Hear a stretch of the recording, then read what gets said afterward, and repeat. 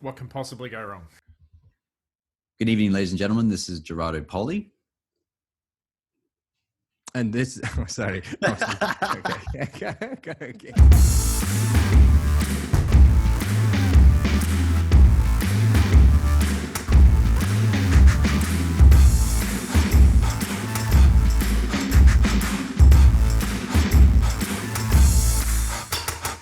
One of the best bits of advice I've ever received was to find good mentors and to learn from them. Trusted people who have already done what you're trying to do now. I've been fortunate throughout my career to have some fantastic mentors to help guide me, but I realized that they'd be hard to find and also hard to commit the time to one. This is why we've gathered some of the best minds from the veterinary world and squeezed them for their wisdom so that you don't have to learn the hard way. With the help of our guests, we flip the veterinary profession on its back and explore its soft underbelly to find the tips, tools, and inspiration that you'll need to build the career that you've always wanted. I'm Gerardo Poli. I'm Hubert Hemstra, and this is the Vet Vault.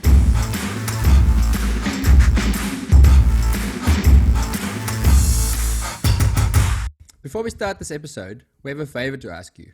We're working hard to create something that you, our audience, will find value in. But we need to know that you are getting what you want. So please give us some feedback. If you love it, then give us a 5-star review on the iTunes store. If you think we can do better, then let us know. Chat to us on Instagram, leave us a voice message on the Anchor app, or send us an email at the vetveltpodcast@gmail.com. Or just click on the links to the website to find out how to get in touch. But now, back to the episode.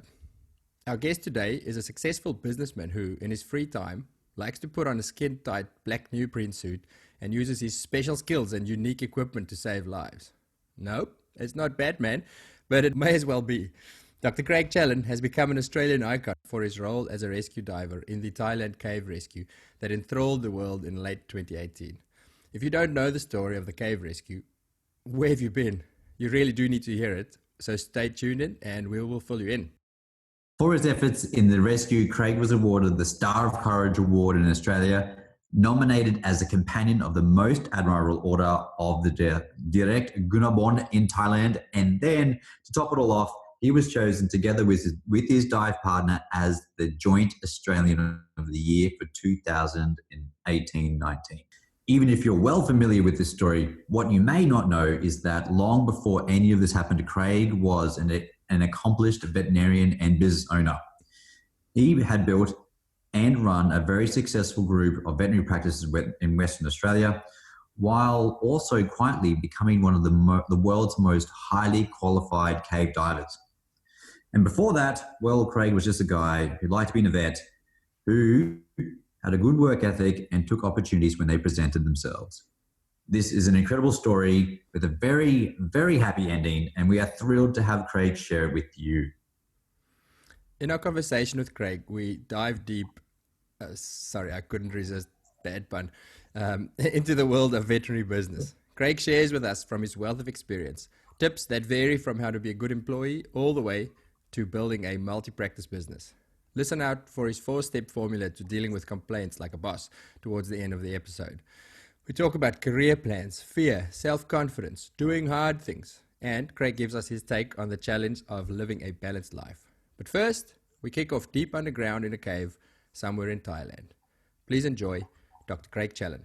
So Craig, you just landed in Perth. Whereabouts did you come from? Thailand. Oh, wow. Had 12 days up there on the official tour. Oh. Wandering around and being celebrities, and I thought we were a bit famous in Australia, but that's nothing compared to what we are in Thailand. Oh, really? Wow. Yeah, we seem to be quite popular.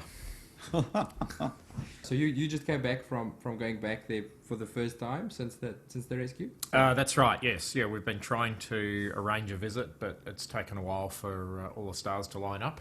Wow. So we managed to get over there, just squeezed it in between their election and their coronation, which is next week. Wow. They're both busy times and both pretty big things in Thailand. And you went back to, well, they gave you some royal honours award. I've got it written down. You said you struggle with it. Yeah. Correct me if I'm wrong. The companion of the Most Admirable Order of the Direkgunabhorn. Yes, not bad. That's good. That sounds just like the Thais say it. So that I is... saw the spelling there, and I was just like, nah, I ain't going to say that. And that is a great honour. I mean, it's Yeah. they're pretty much the highest civilian honour that they've got over there. So for them to serve that up to us is, well, you know, it's just another bizarre step in the strange place my life has arrived at now. Wow. Yeah. It's like 10 months ago, I was just an ordinary guy. And now I find myself some sort of celebrity. Yeah. And I'm totally weirded out by it. I'm sure. Well, there comes your integrity and authenticity there, you know, your honesty, you know, like it's not like as if you reached out and tried to make it, you know what I mean? This is just, you know, an act of you know, bravery or many other words.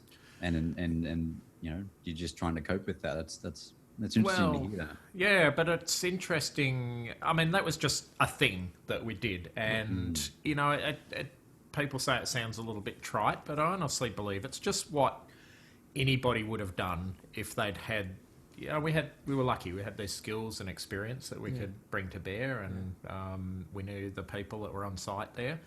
But, I mean, saving children, anybody's going to jump in and do that, aren't they? Yeah. So we just did what we were going to do, and I mean it was the most extraordinary experience. And of course, the dirty little secret of it is that it was a pretty good adventure for us as well. Yeah, I suppose. But that's looking back on it, and it's all a happy story, and everything went okay. Yeah. But of course, we did not expect that to be the result. No. Yes, I've heard that. So you were seriously concerned about it not turning out well. You guys were quite pessimistic. Totally expected that there would be at least some casualties, and really I wouldn't have been that surprised that if we'd killed the whole lot of them. I mean, I'm sure you guys would recognise that anaesthetising people and then putting their heads underwater is not something that you really do. Wow, I wasn't aware of that, but when you think about it, like it'd be pitch dark, wouldn't it? Like there's no light, and how long was the tunnel? Like how long was the dive? So the boys were about 2.5 k's inside the cave. Holy hell! Which the first 500 metres was dry or river passage, and then most of the rest was through water. So yeah, it was. I mean, I was pretty impressed with them for getting in that far before the cave flooded. They had a pretty solid little outing. That's right. Yeah. We went there last week, which was really good to see it without the water in and get a really good idea of what it looked like. And we took a few people with us that were not cavers, and it was a pretty good adventure for them. Was it? Is it open to the public again? No, it's closed at the moment. Okay, so you guys had we managed to talk our way in. Well, you now are a companion of the Most Admirable Order. You can do what you want. Well, so it seems. Do you get free beer with the badge? Sorry? You get free beer with the badge. Well, I don't need any extra free beer. I've got to say, to my perhaps embarrassment, that I haven't paid for a lot of beer since last July. Yeah. All right. Just cash in on that. That is one of the unexpected pros, hey, of the situation. So. Well, that and, I never would have aspired in my wildest dreams to be here doing a podcast with you guys. No. I mean, it's just one bonus after another. You can only dream. You're fine. I'm still blown away by, so you're saying 2 kilometers of underwater cave diving, Pretty much. So it was, that was the water-filled part. Some of it had airspace above. Okay. But the boys were unconscious. They had a full face mask on. They were face down in the water anyway, so they might as well have been underwater for the greater part of it. Wow. Why did you have to anaesthetize them? Because it was a 3-hour transit out. We had no confidence whatsoever that they would not panic on the way out. Yeah. And if they did that, they're flailing around in the water, probably pulling their face mask off. They'll drown themselves and quite possibly take a diver out with them as well. Yeah, we were talking earlier about that fear of confined spaces underwater that even people who are water confident and divers feel. I certainly. Well, I mean, I'm pretty confident under the water and in a cave, but if you said you were going to just, tie my arms and legs together and stick a face mask on. I wouldn't be able to see anything, and I'd get bumped around in a cave for 2 to 3 hours. I wouldn't be very happy with that either. Yeah, okay. Wow, that puts things into so much more perspective when you say, I didn't have a real understanding of the full situation, but when you're saying 2 kilometers underwater, 2 to 3 hours, totally. Just imagine they stress, they freak out, they pull your equipment off, they start consuming oxygen faster, and as you said, then you got to struggle harder to contain them, and then oxygen's a precious resource, obviously. There's not a lot of it going around. No. Yeah, no. You work with what you've got.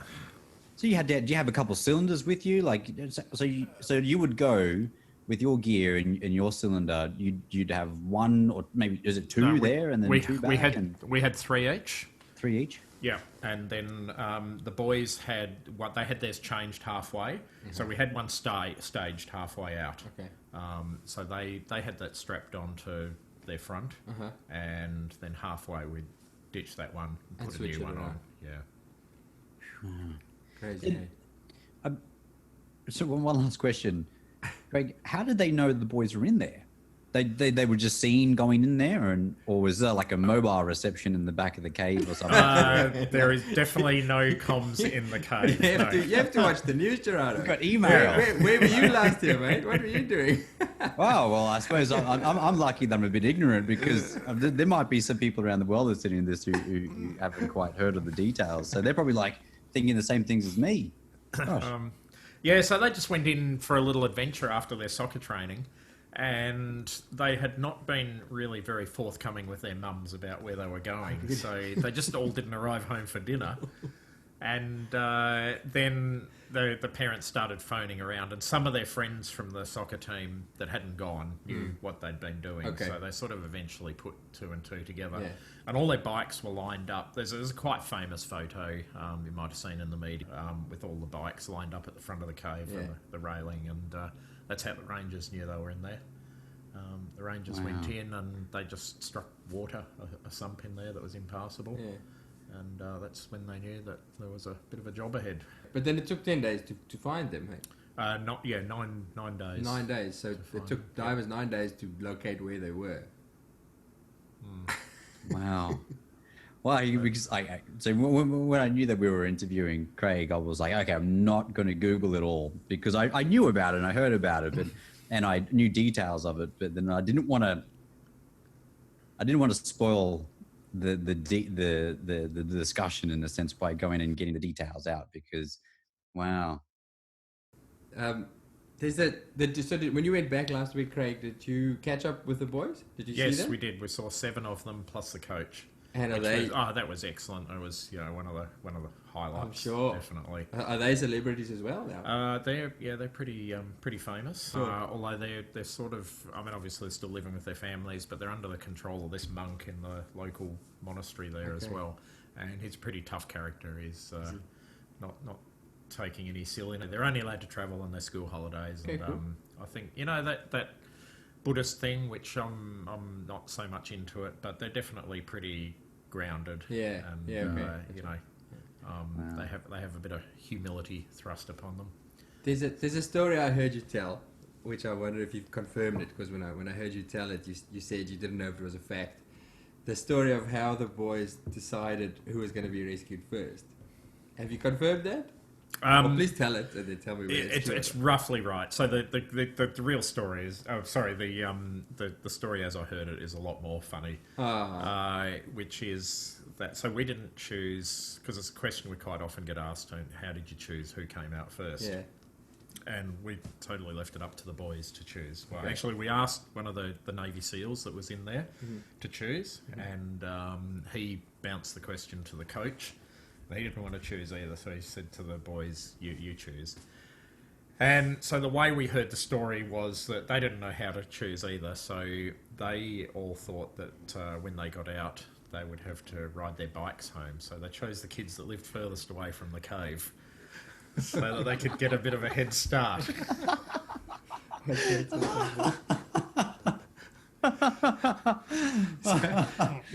really practical. That's really practical, like... Well, you live 5 minutes away from my place, so you're practically, it's a 20-minute ride. Yeah. Let's forget that it's going to be 2 to 3 hours on the water, So another question I asked them was, so did you think you were going to get into trouble from your mums? Because I know what I would have been thinking when I was a kid. I would have thought I was for it. Yeah. But only one of them fessed up to that. He thought, he was going to get in trouble. The others seemed pretty sanguine about it. And so is it true? Is that how they decided? More or less. They said they did choose the ones that live furthest away, but they didn't actually think that they'd have to ride their bikes home. They probably thought all their bikes would have been stolen by then, 2 months later. So you're underwater, in the dark, and somebody hands you an anesthetized boy that you have to get out of there alive, and you have to do it 12 boys. Yeah. So my role, I wasn't swimming the boys out. I was in at the... so my dive buddy, Richard Harris, whom I'll call Harry, because that's what we all call him. Yeah. He's an anaesthetist. He was in at the furthest point of the cave with the boys, and I was the next step back. So after they'd been for their first dive, which is about 300 metres, there was then the only dry section of cave. So they had to come out of the water, have all the kit taken off, be transported over the cave, the dry section of the cave, then get kitted up again and sent off. Okay. So I just cycled doing that, because that was also the point where they'd start to wake up a bit and they'd need a top up with the anaesthetic. And I was the only other person other than Harry that had any sort of anaesthetic experience in the cave. So that was, I could do a bit of assessment, and also as a bit of a chance to give some instruction to the other divers that we're going to have to give injections further down the line. And what did you use? How did you ketamine. Just ketamine? Yep. Well, I had alprazolam and atropine pre-med. Okay, cool. Yeah.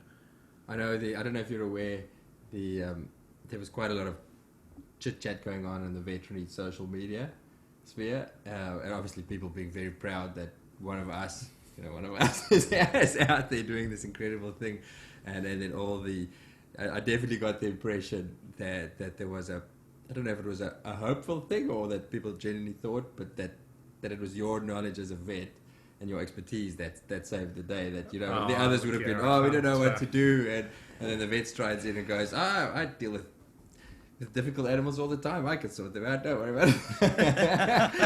We'll just give it that is definitely beating my role up a little bit. Maybe then we just hope that's the way. Harry did acknowledge that I would have definitely done a lot more ketamine anaesthetics in my career than he has ever done. Yeah, that was going to be my next question.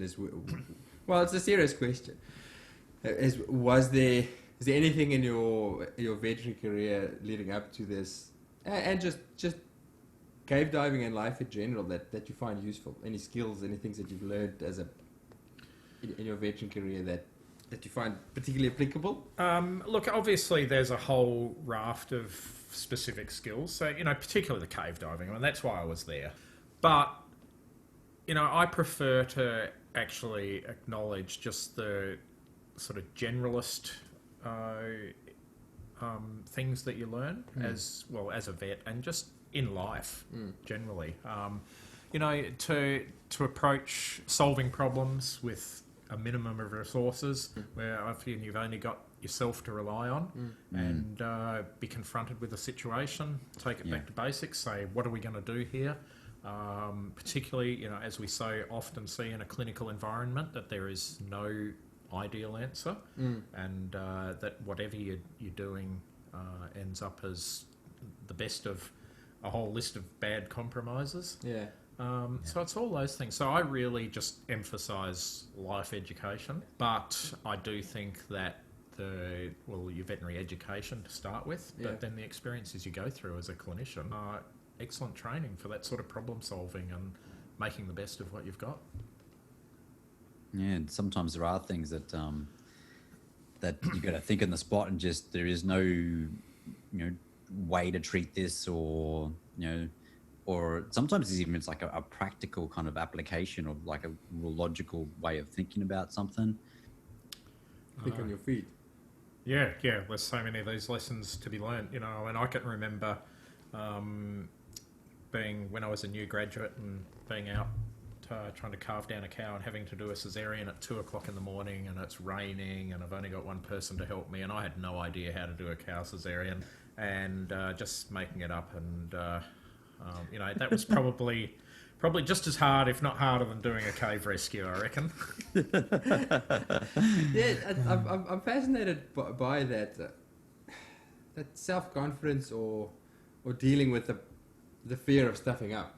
I mean, the cave rescue is a great example, but just looking at some of your other adventures you've had, I read about your New Zealand, the super deep 190 something. And 220. 220. Yeah, Wow. yeah. And I read that you said at a stage your breathing was becoming quite erratic, and you're struggling to control your breathing, and I just picture that and go, okay, well, it's that panicked feeling of, okay, this is not going the way I wanted to go, and you can bring that back to veterinary science, to all these, I mean, cesarean at 2 a.m. Shit, this is not going the way I wanted to go. What's your self-talk at that stage? How do you get yourself back from the brink of panic? Well, look, I think at that stage there's no time for self-talk. You are totally and completely preoccupied with the situation, but it's everything that you've done before that really contributes to that. And you know, I'm interested that you talk about fear of failure. I mean, nobody wants to fail, but I am a firm believer that failure is a really absolutely critical part of your self-development, and it's got to be highly qualified by what the actual activity that you're engaged in is. So, you know, if you're doing surgery on a patient, then you do not want to invite failure. But in lots of other things you do, I really firmly believe that if you're not failing frequently, then it means you're not trying hard stuff. And you know, that if you have a fear of failure, it will just end up in you pulling your head into your shell and by no means achieving what your self potential is. And you know, you look at most people that, well, certainly most people that I admire, that I think have been a success in life, and generally they will have had multiple failures in their lives, and then they go on and I mean, I know I'm absolutely the world champion of stuff ups. So in my veterinary career and without, but try and learn from those things. I mean, the shameful thing and the thing you should fear is failing to learn from them. Would you think, Craig, that maybe it's not necessarily confidence in the actual thing you're doing sometimes, because sometimes you're doing things you've never done before, right? But maybe it's more along the lines that you're confident in your ability to work it out? Yeah, I think so. I mean, you know, you'd have to be some sort of superhuman to not lack confidence if you're in an unfamiliar situation or an unfamiliar environment, of course. And overconfidence is a pretty dangerous thing as well. So, you know, just a bit of confidence, it'll take you some way, but it's not going to carry you through everything. But, you know, you've got to titrate that a bit. And you've got to have some confidence to have a go at things, but you've also just got to accept that sometimes things aren't going to work out, and you're going to have to come back and have another go, do something different. Just I wonder whether or not there's... I toy with this idea of confidence being transferable, or you can get overwhelmed by a big project. Let's say if someone said to you, we can, you know, there's a situation in a cave and there's you know, kids there that are trapped and you need to get them out. If you weren't able to sort of compartmentalize that into different parts and actually then think back and go, actually, look, I dive underwater. I've successfully dived to extreme depths and lengths and in periods of time. I've done this numerous times before. The difference being, and I have experience with anesthesias, and like, so you're able to transfer a lot of the confidence you've had in multiple areas into the situation and really can't compartmentalized the only difference being, despite it's a big difference, is that there's children involved and you're transporting them out. Like, so let's say you were a veterinarian and you never done a foreign body surgery before, and then you get overwhelmed by the whole thing, that it's actually, wow, this is a foreign body surgery I've never done before. But you may have done a dozen spays on big dogs where you've had to pull bits of intestine out of the way to try to get access to the ovaries, and then you'd have to close it all down. Like, you transfer that level of confidence and compartmentalize that it's the only difference being is exteriorizing the intestine and doing an enterectomy or enterotomy or something. So I mean, if I can extend that analogy a little bit, I'd probably, the cave rescue is a little bit easier because the alternative for us was that the kids, if we left them in there, they were surely going to die. There was no doubt about that in our minds. And what is more, it would be a pretty slow, horrible, lingering death as well. So I think the analogy with a patient is, you've got the dog, you're on your own in the middle of the night, the dog's bleeding out in front of you. You better do something because the dog's going to die. And so, you know, it's not an easy thing to confront until you think, well, the alternative is absolute disaster. So let's just crack on with it. And, you know, if I get any result at all, then it can only be an improvement over the situation that we've got at the moment. So I think you can take these analogies too far. I mean, it doesn't really hold for every situation you're going to face in life, but I absolutely, 100% believe that you need to train yourself for when hard things are going to happen by doing hard things, and you need to accustom yourself to failure, and that's something you can train yourself to do as well. And if you're not failing, it's because you're not trying stuff. Hard things. What hard things? How do we train ourselves? I'm looking for. Are we referring to, the hobbies that you do, the things you do for fun? Well, I mean, every aspect of we've all got professional lives and we've all got our personal lives. And you're going to, well, I hope you're going to try and extend yourself in all of those fields of endeavour. I mean, I don't, there's no need to talk up hard stuff in the veterinary profession because there's lots to do, and there's no point even beginning that conversation because if you can tell me that you've read every book and done every course and you've tried every surgery and you've extended yourself, we've got our special interests that learn as much as you can about other interests as well, all of that. So that pretty much goes without saying. But, in whatever other field of endeavour you do, whether it's a sport or your interest or, whatever, it doesn't matter what it is. I mean, if you told me that you were the world champion in full contact crochet, then I would have a great deal of admiration for you because you've pursued something and you've taken it as far as you can take it.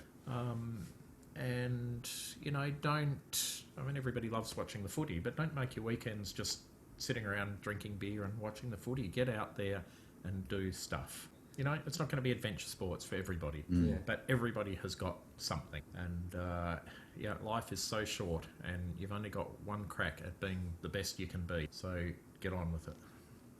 I'm trying to imagine what full contact crochet looks like. Yeah, I don't know. It sounds a bit scary, doesn't it?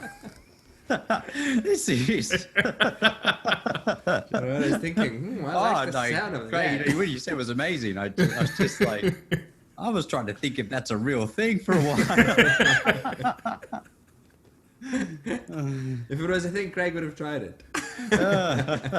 No, see, he tried the normal version, but because he keeps on pushing the limits, right? He keeps on pushing the boundaries. Nah, we got to do this with shoulder pads and a helmet. Come on, somehow. Yeah, so. Well, now that I've invented it, I better have a crack at it. Have a go. We'll arrange a match. West Coast versus East Coast. I read a quote that you said, you don't let what happened to those boys stop you from having fun. And that fits in with that. But. Oh, yeah, totally. I mean, it would be the worst thing if this is a pretty popular theme, but I'll happily jump on the hobby horse. Is that society is becoming so risk averse, and we're transferring that to children, and the classical scenario is somebody doesn't want to let their child climb a tree because they might fall out and break their arm. Yeah. But I ask you, what are the consequences if you don't let the child climb the tree? They're going to go through their whole life, A, not knowing how to climb a tree, and B, being scared to climb a tree. Yeah, and what's that all about? And that is the first step in this, rocky road of decline, of people climbing in.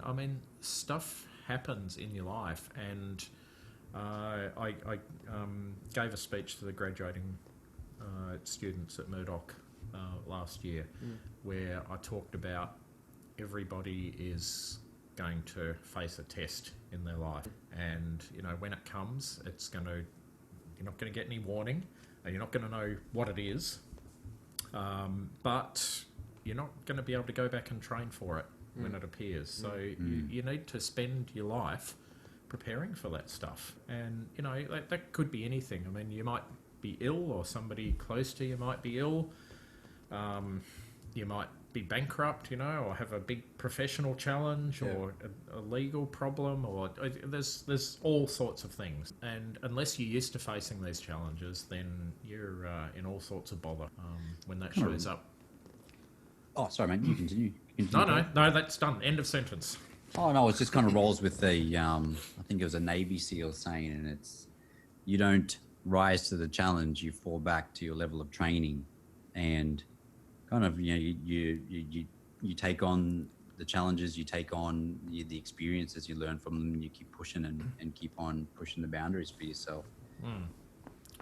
And that's easy to say in a military environment, but it applies to everybody. They're just people in a situation. They're not any different to us. You don't know where your lessons are going to come from. That's for sure. So a friend of mine had a situation earlier this year and he's a surfer and swims regularly and relatively fit, and he was on the beach locally and saw somebody way out in serious trouble, and he swam out and stopped it from drowning. It's deep enough out that nobody else wanted to swim out, and he said exactly the same afterwards. He said he's even more so now. He feels a responsibility as a human being to stay fit, or to take care of himself, because you never know when that test will come. And if other people stood on the beach paralyzed, going, well, I can't get out there. I can't swim that far. Well, totally right. Or worse still, they're saying, oh, I'm scared of sharks, so I'm not going in the water. Yeah. And it's a funny thing, because the things we're scared of, human risk assessment is such a flawed thing. It's a pretty popular thing with me, the shark thing, so I'll use that story.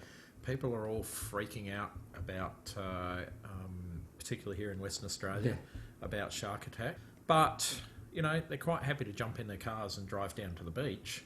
And what's more dangerous? Or they'll drink beer. That's far more dangerous. Don't tell me that, mate. Wow, well, you're living life on the edge, aren't you? Oh, I just got to combine them all together. Drive my car into the water with sharks while drinking beer. Yeah. In my croquet ghetto outfit. So I suppose I should qualify all of that by saying that I'm certainly not promoting recklessness. Yeah. You've got to consider the consequences of your activities, particularly when if it involves risk to other people. But if you're considering the risk of doing something, just consider the risk or the consequences of not doing it as well. And we're all about short term, but let's think about some long term. That's great. I just finished a book called Factfulness, and it talks about bigger global challenges like hunger and climate change and all of that. But it's a lot of the book is about exactly that, about how bad we are at assessing genuine risks, what's dangerous, what should you be worried about, stuff you should worry about, because the stuff you worry about, you probably don't need to worry about it all that much. So stuff like sharks or being trapped in confined spaces. They actually mention that's why your hobby, your idea of fun, is a very natural evolutionary fear. Well, yeah, it is, but that's one where there actually is no danger. The diving. But confined spaces. I mean, Yeah. what's in there? Do you think there's a monster in there that's going to get you or something? Yeah. It's like the classical one of all is public speaking. I mean, people are absolutely terrified of public speaking, and it's probably a natural fear for most people, except the more extroverted amongst us. Yep. But, what's the worst that can happen, right? The absolute worst that can happen is somebody laughs at you, right? Well, some people out there spend their whole careers standing up on a stage trying to get laughed at Yeah. and getting all upset because nobody's laughing. So that is the classical example of, it's a cliche to say, the only thing you've got to be afraid of is fear itself. But in so many of these cases, it is so true, isn't it? I heard something the other day that explained that. So we're scared of dying, and we're scared of pain, and we're scared of social exclusion. Because as human beings, evolutionary as human beings, it was vital that you're part of that tribe. And if the tribe excludes you, you're starved. You're good as dead. And that's the fear of public speaking stems from that. You're scared of making a fool of yourself, which is, as you say, if you think of it logically, you go, well, that's not going to happen. I'm not going to die because the tribe's going to kick me out. Yeah. Well, no. Well, I've got bad news for you, Hubert, and that is that you are going to die. So don't let that keep you awake at night. Social exclusion, well, you can always go and find some new friend. What was the third one? Pain. Pain? Pain's, it's only pain. It's only pain. Pain is fleeting. That's right. Pain is just the feeling of weakness leaving your body. That's an awesome gym meme, that one. So I teach my kids, pain is fleeting, wounds will heal, and girls like scars. Yeah. They're in the kitchen with a big knife. You're like, no. Yeah. All right. Should we talk about veterinary science? No. Suppose we've got to fit it in somewhere, don't we? So, for anybody who doesn't know, and Gerardo, you being an East Coaster, you're also not that informed. Craig was the founder of a group of veterinary practices. Can we say the name? Sure. Vet West. Yeah. Vet West was really the only corporate group for a long time, or definitely the biggest one. Certainly when I moved here, very very successful group of practices. So how long? When did you start that? Started on the 18th of January, 1993. 1993. Okay. So certainly when we come to veterinary science and practice ownership, Craig is definitely no slouch in that regard as well, and I'm sure lots to teach us and lots to tell us. Gerardo, have you got any questions to start off with? I've got 100, but I suppose the question is, what was the transition moment? From vet to owner, from owner to multiple practice owner. Like, where did the tick come from? Where did the kind of flick switch in your mind, where it was like, oh, I can do this. I've done this before, or I should do this. Well, I'm sad to report there never was one. As far as starting a practice in the first place, things were different. So we're talking, nearly 30 years ago. And it was just the natural order of things back then that you'd work for a few years in a practice on a salary, and then you'd go and nail up a shingle somewhere and start your own small practice and take it from there. And the changes that have happened in the profession since then have been quite profound. I've been very lucky to witness them and in some way be at the centre of them in my own little way. But that just seemed like a natural. In fact, everything that I've done in my professional career, there was never any grand plan. okay. It's always just doing what seemed like the next logical step. Plenty of mistakes along the way, but happily it seems that the good decisions have outnumbered the bad ones. And I'm very lucky to say that I met with some success. It's been good and it's been a great ride. So was it a natural progression? The next logical step was from one practice to two practices, and yeah, so things just kept happening, really. So I started the one practice, and it was quite small. It was only 100 square meters, and there was nowhere to go. Okay. Must have been doing an okay job because the clients were coming in through the door. And so I thought, well, where does this develop to? Because pretty soon we're going to be at a stage where we haven't got enough room here. We're already running out. You know, one consulting room, not even a real surgery, you know, just a little alcove for a surgery. You can't do much with 100 square metres. So we looked around and found another spot to open a second practice after a couple of years. So did that. That one didn't go so well. Looking back, you know, I was a little bit naive in the way that I selected the location. But, you know, it went all right. And then after another few, or this further, I'm getting ahead of the story a bit, but we ended up selling that practice and paying off the debt. And that, you know, that's a good example of what I'm talking about. I mean, it was a failure without a doubt. It was not a success, but where's the harm? I learnt a lot from it, and that stood me in very good stead in the future. So you could have easily at that point said, you see, we should have just stuck to the one practice we had. I should never have done that. I'm not, this is it, I'm sticking to the one practice now. Well, I could have done so. Yeah, it wasn't in my nature. It's not in your nature. What you think about what happened, and then you realised the maybe it was location selection which played the biggest role there, and then you tried something different based on a different decision making process for selection of location. Yeah. So I mean, you know, it's the old retail thing, isn't it? Location, location, location. Vet is a very local business, and that is without a doubt the most important thing. But there were other things I learned out of that as well. So I didn't, when I negotiated the lease on that property, I had really no commercial experience, and I wouldn't say taken advantage of, because, you know, it was my own stupid fault, but I didn't do a very good job of negotiating in that, so I ended up paying too much. When you're running at two locations, that's a big leap from running at one, because you have to actually learn to manage instead of just make decisions on the fly. Yeah. And I actually think that the real critical, if you're really looking for a critical point, it's when you go beyond three practices, because if you've got three, you still know everybody that's working across those three quite well. I mean, you're talking about, you know, maybe 30 or 40 people, something like that. So you've got direct contact. They all recognise you as the boss. You know where everything is. Yeah. You know, I mean, I largely built the places with my own hands, and you know how it all works. And you also know a lot of the clients and a lot of the patients as well.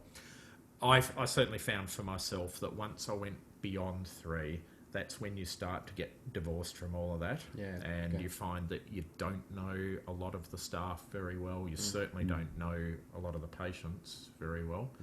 And so you have to start just gradually putting systems in place and doing all of those management things, and that's another huge learning curve. Flicking the switch from being a veterinarian on the ground to a veterinarian who enables other people to do what they need to do, and creating environments that are conducive for that to occur. I mean, it was a lot simpler back then.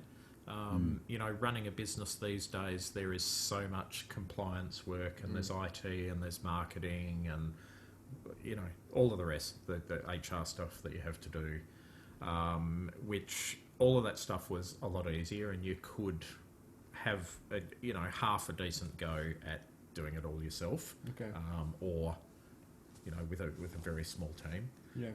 Whereas now we've pretty much gone beyond that, and you need to have professional management in veterinary practices now. You can't, you know, it's too big a field to even be a vet, let alone do all this other stuff. So you've got to make choices about what your field of expertise is going to be. You still need to have as much knowledge as you can about all those other fields, but that's just to be able to manage and allocate resources and enable other people to do a good job at what they're doing. Yeah, totally. And did you just learn the skills you needed on the job, or did you? Yeah. So no official management training or muddled my way through. I never had any formal training, but I've always placed a lot of importance on reading as widely as I could, and certainly I would urge people to look outside the profession because the veterinary profession is still really finding its way with management stuff. Most other businesses have solved all the problems that we're facing years, if not decades ago, and the problems are not that different. I mean, it's a bit vain of us to think that the management problems that are faced in a veterinary practice are any different to running, a bank or an accountancy practice or a supermarket, because they're just not. They're all the same. Yeah, you wonder why we are behind in it. Well, I wouldn't say behind, we're catching up, but... Oh, we are. Look, the rate of change is just... it's amazing. I used the word profound before. What I've seen in, so not quite 30 years or 24 years I was in practice, and which you'd call just a generation or a bit less than a generation. It's completely different. It's unrecognisable now from what it was. In what ways? What are the major things that you can flag as changes? Look, if you really want to sum it up in one thing, it's the degree of specialisation. Okay.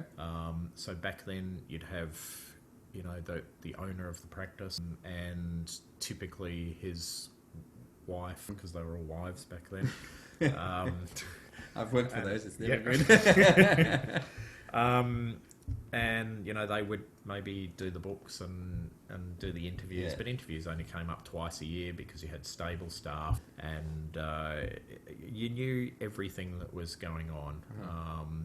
Practices either didn't have computers or they only had the most rudimentary systems, so you could do all of that yourself. You did do all the maintenance, repairs around the place and all of that stuff. And now you are flat out just doing, your own little segment, and then as a boss, just trying to keep tabs on all the rest as best you can. And you've got to toe this fine line between trusting people to do their job, but still being present and know what's going on.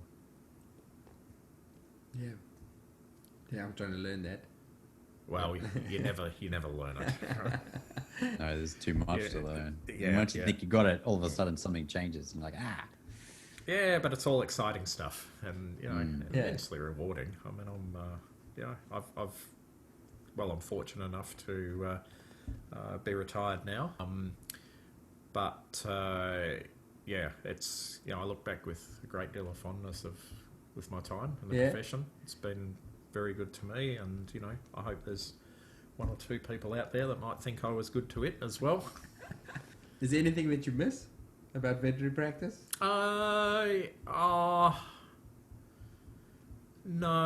I wouldn't say. I mean, that's not to say I disliked it or anything, but you move on in your life to other things, and I have got a very full life now, and trying to do all the other stuff that I missed out on back then, because it was pretty hard. I mean, worked some long hours and all of that, so I was a bit limited. I found time for some cave diving. That was about it. There's a lot else out there, and I often work is important, and it is the primary identifier for most people. I mean, that is how most people define themselves first of all,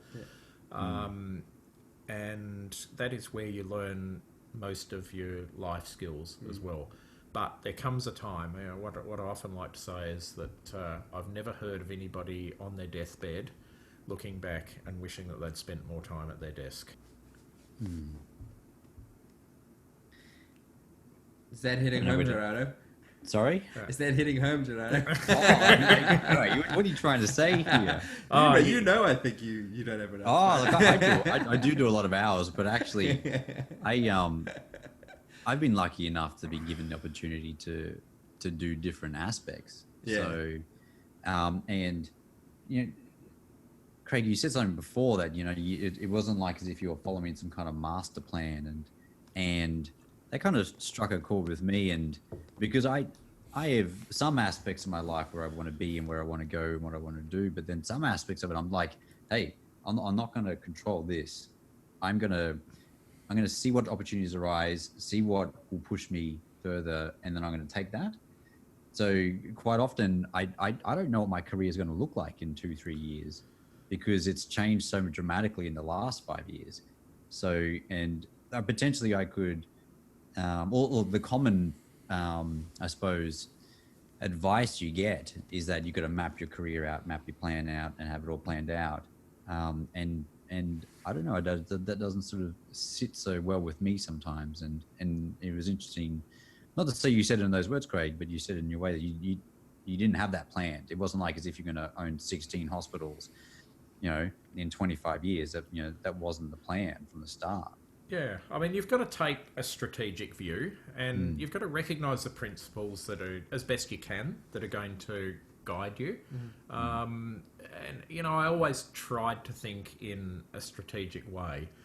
But it's funny when you get to the stage where you're starting to talk to banks and you want to borrow some money, and they all want you to have this 5-year written business plan. And you think, I can't plan 5 weeks in the future, let alone 5 years. But they set such store by it. And I recognise the reason for that, because it is very valuable to sit down and write down all of these things and cover across all of these points and do a financial plan, and work out what staff you're going to need and all of that sort of stuff. But you do not want to fall into the trap of thinking that is actually how the future is going to be, because it ain't. Totally. Day one, after you print that plan out, it's going to start diverging. Yeah. And I think being open to that, have a plan, but then being open to the opportunities that come through, that's for sure. And I think that's what I've learned so much over the last 5 years, is that I get to the position where I want to be, but then and I have an idea of where I want to be ahead of that, but then things change. And so you've got to have the strategic view, but you've got to also be reactive and be able to take these things that pop their heads up and do your best with them at the time. So lots of changes in your time. What's the veterinary industry profession? What does it look like in the next 20, 30 years? Oh, well, so you're asking me to go back on everything that I've just said to you. No, how do you see it changing when you... having my crystal ball handy. Yeah. But, look, it seems quite clear that there's going to be more corporatisation of the profession. We're only halfway down that path now. But it has moved during my time from being just a product of your own hands and your own skills. If you're out there competing, you're now as much competing with capital as you are with people and human resources. Yeah. And there's growing barriers to entry as well.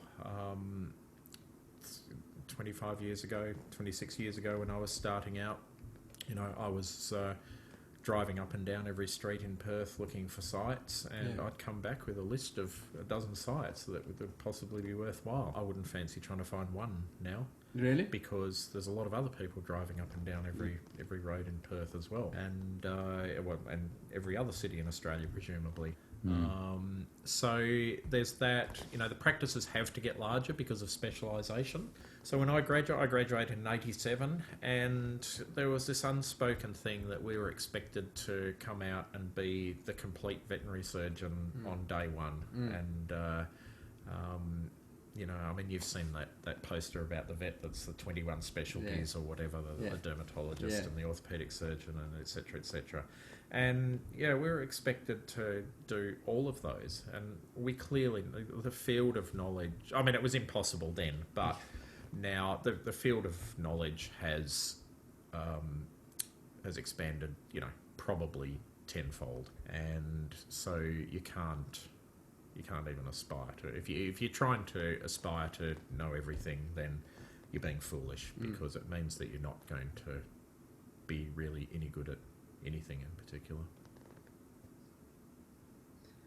Yeah, the whole generalization, specialization kind of conundrum where, like the act of trying to learn everything, you end up diluting everything because you're not focusing on a particular area and focusing your thoughts and efforts in getting good in one area. I'm not saying you can't get good in an area, but, and it's, I can imagine that's what it was like for me, I suppose, when I graduated. I wanted to consolidate, but then I knew how much I didn't know. But when you were hiring vets and younger vets, and what are the I suppose the changes in the veterinarians that are coming out from back then to now? What do you feel that there is a change in the veterinarians that are being produced or that come out of university? Yes, I do. So there's the obvious things, which is the demographic has clearly changed quite profoundly. So I was in the last year in my university that had more guys than girls graduating. We had about 55% or something, I think. And then within about 5 years, it was sort of 80% female. Yeah. I don't... And, you know, it's not just about the gender. In fact, I think probably the gender mix, which is what everybody talks about because it's so obvious. But there's other things as well. So, you know, when I went through, a very large proportion of my cohort was either off farm, or a lot of them had come from, you know, trades or practical backgrounds. And so they had actual practical experience in working with their hands in particular. Whereas now it's become more of an academic pursuit. And so, which is good in a way. I mean, you know, you need to have an academic grounding, and my cohort pretty conspicuously lacked that sometimes. But there's also no substitute for doing doing stuff with your hands. And I you know, one of the stories that I tell is I remember clearly trying to help a young vet do a pinning in a cat's leg, which, you know, back in the day was something that everybody did. That was just a routine part of general practice. And I gave her the drill, and she didn't know how to use it. And it was the first time she'd ever held a power drill in her hand in her life. Now, that probably doesn't sound very strange to a lot of people, but it completely freaked me out at the time. I mean, you know, how are you supposed to do orthopedics, which is basically carpentry, if you don't know how to use the tools? And that's, I mean, this is just a metaphor. I'm not particularly taking a position on that in itself, but that is part of the change that has happened. You know, the population of Australia has become so urbanised now that most people don't really have much contact with a rural sort of environment. Whereas back then, you know, even city people, they still had relatives that were on farms, or they went for their holidays in the country and that sort of thing, and you know, chased sheep around and knew how to do all of that stuff. People just, you know, don't know all of that stuff. But, you know, having said that, I'm not saying this is a good or a bad thing, because there's lots of other good that comes with the way we've gone. But this is certainly, you know, this is the reason that a lot of it's changing. And, you know, the environment as well. So there weren't really the profits to be made in practice back then. Nowadays it's, I mean, you know, nobody gets rich being a vet, but if you pursue it as a business and do a good job, then it can be reasonably rewarding. And so people working massive hours, and making do with not very good equipment a lot of the time. So those resources have massively increased. The practices are largely bigger now. Not many people are having to work on their own, which is great, because that was the worst things that affected vets' lives back then, and still do, but not that many people are exposed to them, are working on your own and having to do after hours. And not only is it not good for the vet, it's not good for the staff and for the clients and for the patients either. So, there was a lot of needless suffering, all of those parties, because people didn't know what they were doing properly, or they didn't have the resources available to them. So those are the good things. But, I'm not painting the changes in the profession as either good nor bad. It's just change. I was about to ask you if you could choose to be a veterinary new grad when you were or today, which would you prefer? Yeah, it's funny. It's like, I mean, if people always ask me what regrets I have, I refuse to answer that question, because I'm not one for regrets. There are things that I would possibly do differently. Yeah, look, I don't know. I can't really answer, because I don't know where the vets of today are going to be in 30 years, and what their experience will be. But look, I'm pretty satisfied with my course. I'm not unhappy about it. That's the best you're going to get from me, I'm afraid. No, I just as you were talking, because it sounds like positive change. Where we are now there is a lot of positive change. Yeah. Conditions have improved. People are better. Even in my about half of your career, but things have changed already for the better in terms of work, quality of work, and work-life balance, and Yeah, well, this work-life balance thing. So I people talk about this a lot. I still exactly don't know what it means. Can you explain to me what you mean by work-life balance? In your scenario, I mean, more opportunities for cave diving. And less veterinary work. That's hard work, right? That's hard work. Okay, those cylinders aren't light. Well, I mean, things are meant to be. If work-life balance means that you spend some time doing your work and some time doing your fun. Yeah. Is that sort of, for the purpose of the conversation? Certainly from my point of view, just the opportunity and the energy to do other stuff than just clinical veterinary practice. But it's a good question. What is the definition? I don't know if I'm necessarily a subscriber. I mean, I would definitely say overall. So if you looked at my life thus far, and I'm only a young man, I should point out, for the benefit of the listeners.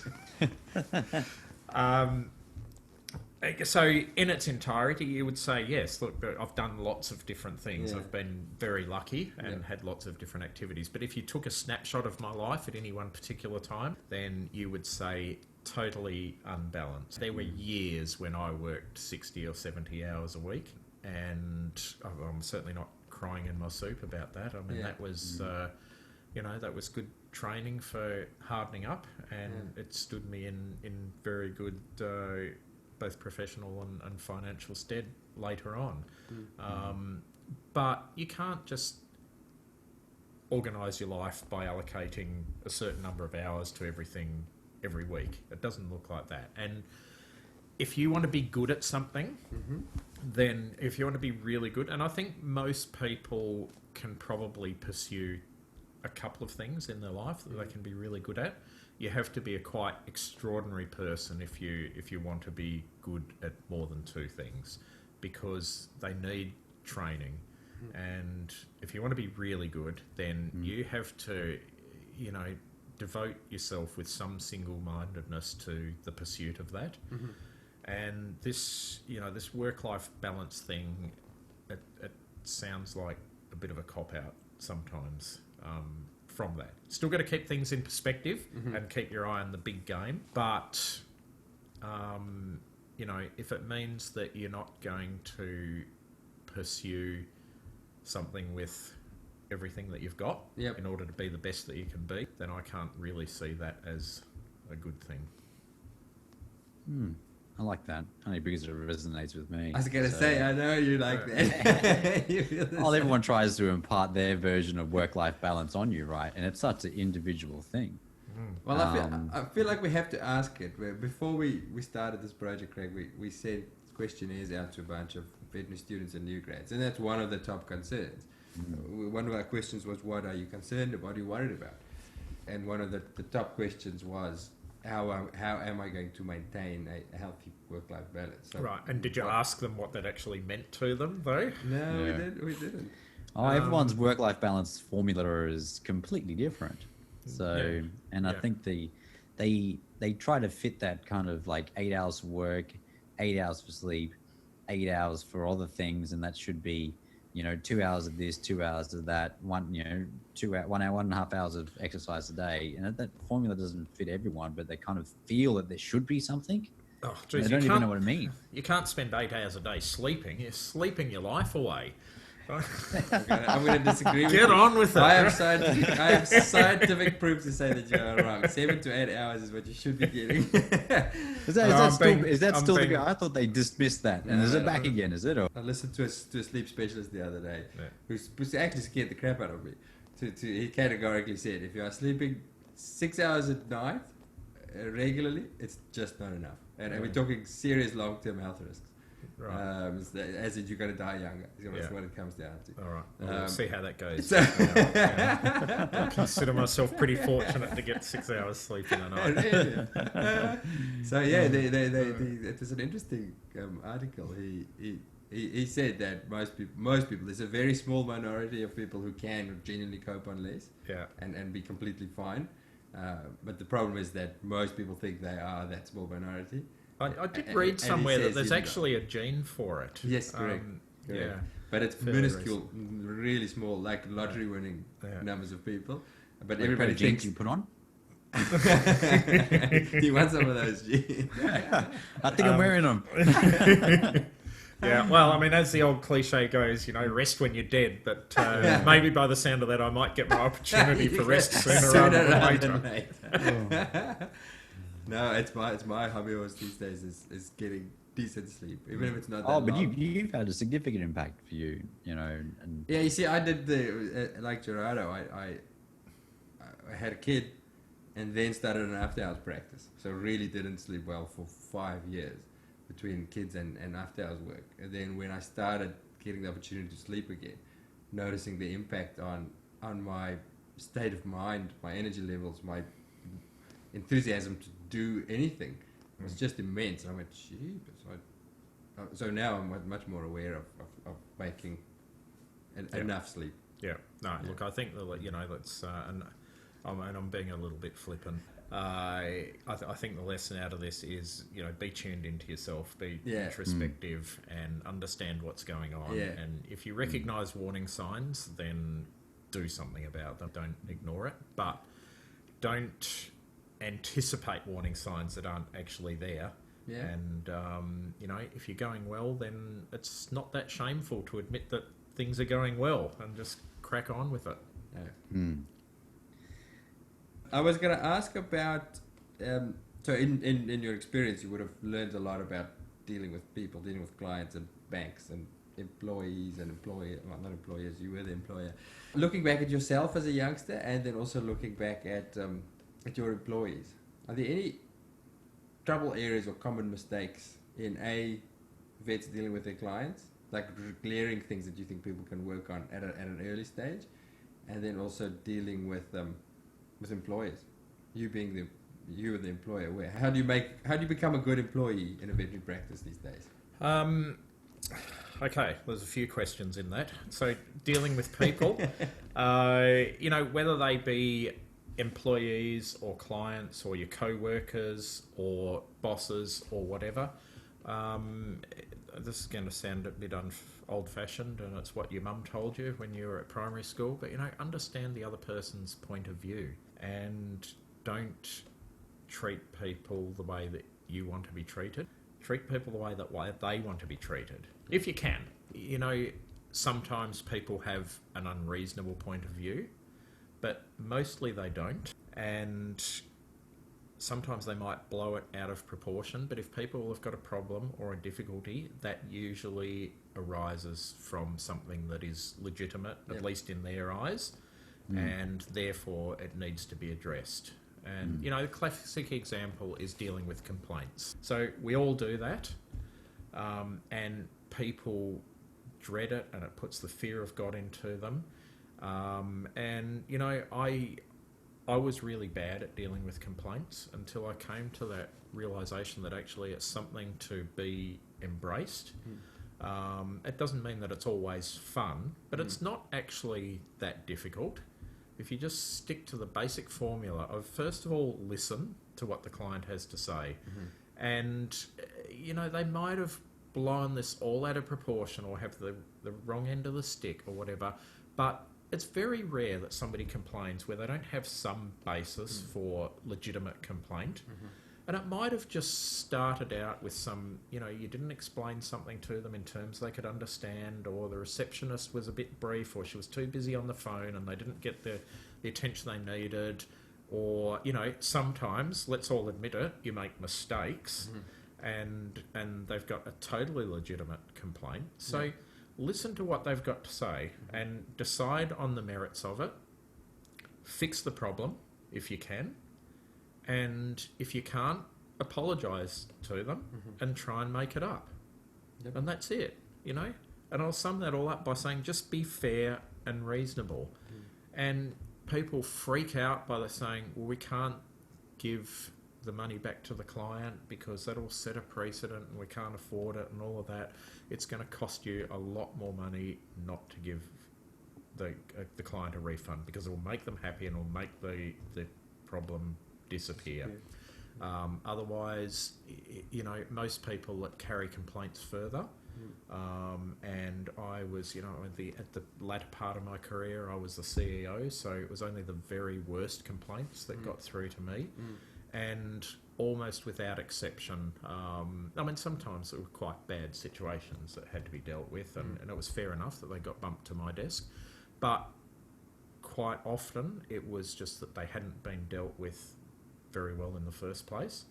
And if people had just apologised and fixed the problem as best they could, then it would have gone away. And I'm not saying that the client would have been happy, because if you made a mistake and killed someone's dog, you're not going to make that client happy. You can't. Of course they're going to be upset, but at least they're going to go away and say, I got a fair hearing and I got an acknowledgement of my problem.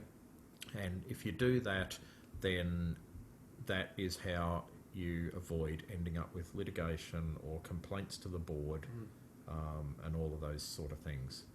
And if you embrace that, then you can carry that forward to dealing with anybody else in your life, and that's in your professional life, or, you know, dare I say it, in your personal life. And who am I to be giving people advice on how to conduct their personal lives? But just, you know, be fair and reasonable and listen. You're the Australian of the year. That's it. So yeah, but that's just for cave diving. That's not for life advice. Yeah, but people don't care about that. I wonder if it was like a small little words behind Craig's name is cave diving. That's real sound advice. Dealing with complaints myself, only the big ones come up to the top. And like, they're not easy ones, but they've kind of been. Some of them you like the outcome. You ask them what would be a successful outcome for you here, and it's really just trying to understand where they got to that point. And sometimes it's not about not saying sorry or not apologizing or not giving in. When you get stuck on that, and you feel like as if you're taking ownership of the problem, or you're admitting guilt or something like that. If you keep on holding on to that, it just gets worse and worse and worse. And then whose time are you wasting there? You're wasting your time, you're wasting your sanity, you're wasting your staff's time and their sanity, and it just becomes this big onerous problem, which can generally be solved relatively rapidly, provided that, as Craig said, fair and reasonable. And being a good employee? Dealing with your boss. So I guess the thing that I would say about that is your real employer is the client. Okay. It's not the boss, right? The boss just handles the money. And if you cannot make yourself valuable to the client and to the patient, then there's nothing that you can offer an employer. That is what it's all about. So do a good job. I have no other advice than that. That's all that needs to be said. Nods I from think. here, mate. That's actually a really cool spin on it. Like yeah. When you said that, it kind of like hit me like, whoa, I never heard it that way before. Well, All right. it's totally true. Absolutely. Yeah. All right, should we start wrapping up? I could talk all night, but I think Craig probably wants to get to bed, and so does Gerardo. I feel very privileged to have you here. But we normally wrap up with a few shorter questions. If you got any recent reads that you think are worthwhile, that people should get into, what should I add to my reading list? Yeah, okay. I should have. So I've heard about that. I should have had my answer ready, shouldn't I? I should have. It's the standard standard thing for any podcasts, and I'm just displaying my excellent skills at deflecting the question while What do you think? while I have a bit of a think. So actually, this one will strike a chord with you because listening to one of your previous podcasts, I heard that you'd been reading Ryan Holiday's book. Yes. And I have been reading quite a bit of Stoic type philosophy, Yes. and that is extraordinarily valuable. Yeah. And I'm going to. This is such a commonly quoted book that it's almost a cliche. Yeah. But I'm going to say Marcus Aurelius Reflections. Yeah. Get into it, people. It's a short book, but you should buy one now and carry it around with you for the rest of your life. Yeah, okay. And you could do a lot worse than just read a page of that every single day of your life. Wow. Anything that stays true over that amount of time has got to be good advice. Yeah. If it's still applicable, and I haven't read it, but I have heard it mentioned, and I need to get around to that. That's a good one. All right. And then the last one, the very last question that we always end on. Maybe you've already said this, but you're at a congress and you've got the world's veterinary new graduates in front of you, and you've got a few minutes to tell them one thing. Have you got anything else to add? What's your one bit of advice? thing? Okay, I don't know if I can limit it to one. Okay, I'll give you a couple. So, okay, I'll preface my remarks Go. by saying that you cannot live your life according to a formula. And so there is only a certain amount of merit in running around listening to everybody else's advice. You have to find your own way. Okay. Having said that, I mean, there's a lot of really good advice out there, and I believe it was Eleanor Roosevelt that first said, try and learn from other people's mistakes because you can't possibly live long enough to make them all yourself. Yeah. But you need to temper that by living life as you see it and being true to yourself, and just get out there and have a go at things. However, I have got a couple of little snippets. Okay. So some very good advice that I was given when I was a young vet was, if all else fails, look at the patient. Yeah. And I don't mean that at face value, that people don't look at the dogs enough, but if you find yourself in a spot, go back to first principles, because you have quite possibly overlooked something or you've made some wrong assumptions, and just go back to the beginning and question everything that you've done. And it is amazing how many times that you will find something that you've overlooked and you smack your head and think, okay, that is the way. Yep. And the other bit of advice I've got, which somebody also told me quite a number of years ago, work faster. You'll save yourself a lot of time. It must also mean you got to roll in there a little bit of like, don't aim for perfection. You know, be okay with a little bit not perfect. To work Yeah. fast. What's the perfect is the enemy of the good. Yes. Yeah. I love it. Work faster. That strokes my driver personality. Boom, boom, boom, boom, boom. I can see Gerardo's enjoying it. That's brilliant. That was awesome. That was awesome. Thank you very much.